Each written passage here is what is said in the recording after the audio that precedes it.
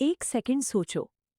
सुबह तुम्हारा दिन बिल्कुल नॉर्मल शुरू हुआ था, लेकिन ऑफिस पहुंचते ही बॉस ने सबके सामने तुम्हारी क्रिटिसिज्म कर दी। उस एक पल के बाद तुम्हारे अंदर क्या हुआ? दिल तेज धड़कने लगा, सांस बदल गई, दिमाग में सिर्फ एक ही बात चलने लगी, मुझे जवाब देना चाहिए। उस वक्त तुम जो डिसीजन लोगे वही डिसाइड करेगा कि तुम अपनी लाइफ को कंट्रोल करते हो या तुम्हारी इमोशंस तुम्हें कंट्रोल करती हैं। ज्यादातर लोग सोचते हैं कि उनकी सबसे बड़ी प्रॉब्लम पैसा, लक या अपॉर्चुनिटीज की कमी है, लेकिन सच ये है, इंसान की सबसे बड़ी प्रॉब्लम अक्सर उसका खुद का इमोशनल रिएक्शन होता है। और अगर तुम अपनी इमोशंस को समझना और उन्हें डायरेक्शन देना सीख गए, तो तुम्हारी सोच, तुम्हारे रिलेशनशिप्स और तुम्हारे डिसीजंस तीनों बदल सकते हैं। दो दोस्त थे। दोनों ने एक ही बिजनेस शुरू किया। पहले क्लाइंट ने उनके प्रपोजल को रिजेक्ट कर दिया। पहला दोस्त गुस्से में आया। उसने कहा, मार्केट ही खराब है। दूसरा दोस्त शांत रहा। उसने क्लाइंट से पूछा, अगर आप एक चीज बदलना चाहते तो क्या बदलते? 3 हफ्ते बाद दूसरे दोस्त को वही क्लाइंट कॉन्ट्रैक्ट दे देता है।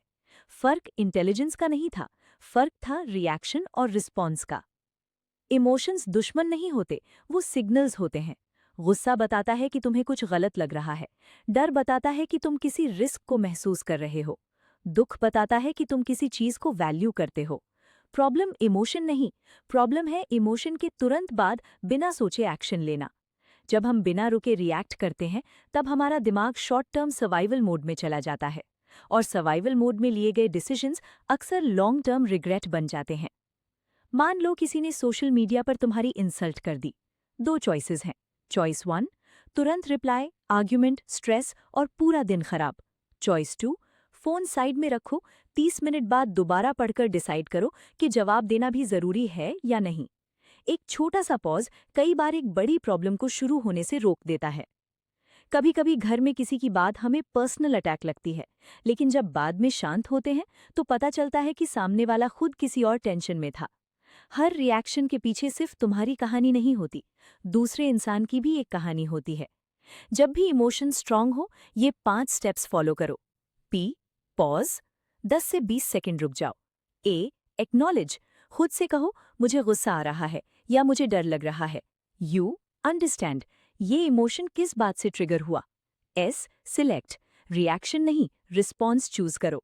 ई, एग्जीक्यूट, अब वही एक्शन लो जो तुम्हारे लॉन्ग टर्म गोल के फेवर में हो। 7 डे चैलेंज।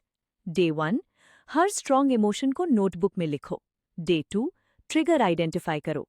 डे 3, रिप्लाई देने से पहले 30 सेकेंड रूल फॉलो करो। डे 4, किसी डिसएग्रीमेंट में पहले दूसरे इंसान को कंप्लीट सुनो। डे 5, रात को एक इमोशनल डिसीजन रिव्यू करो।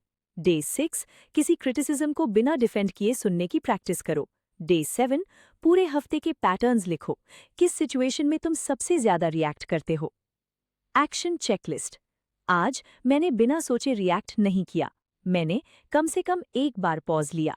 मैंने अपना ट्रिगर आइडेंटिफाई किया। मैंने किसी को ध्यान से सुना। मैंने रात को अपने बिहेवियर का रिव्यू किया। Reflection questions. कौन सी सिचुएशन में मेरा कंट्रोल सबसे जल्दी टूट जाता है? मैं किस इमोशन को सबसे ज्यादा इग्नोर करता हूँ? अगर मैं 30 सेकंड रुक जाऊं, मेरी लाइफ में क्या बदल सकता है? आज कौन सा एक रिस्पॉन्स मुझे अपनी ऊपर गर्व महसूस कराता है? की टेकअवेज। इमोशंस को दबाना सल्यूशन नहीं, समझना जरूरी है। रिएक्शन और रिस्पॉन्स में फर्क ही इमोशनल मैच्योरिटी का फर्क है। छोटा सा पॉज बड़ी गलती से बचा सकता है। हर इमोशन एक सिग्नल है, हुक्म नहीं। आज हमने सीखा कि असली स्ट्रेंथ मसल्स या मनी से नहीं, इमोशनल डिसिप्लिन से आती है। अगर तुम अपनी रिएक्शंस को कंट्रोल करना शुरू कर दोगे, तो धीरे धीरे तुम अपनी डायरेक्शन भी कंट्रोल करना शुरू कर दोगे। मैं हूं स्फुरना। यहाँ हम सिर्फ साइकोलॉजी नहीं सीखते, हम उसे रोज की जिंदगी में अप्लाई करते हैं। अगले पार्ट में हम एक्सप्लोर करेंगे एम्पैथी की असली ताकत। हम जानेंगे कि कुछ लोग बिना ज्यादा बोले भी सबका ट्रस्ट कैसे जीत लेते हैं, और कैसे दूसरों को समझना तुम्हारी सबसे बड़ी लीडरशिप स्किल बन सकता है। मिलते हैं अगले चैप्टर में।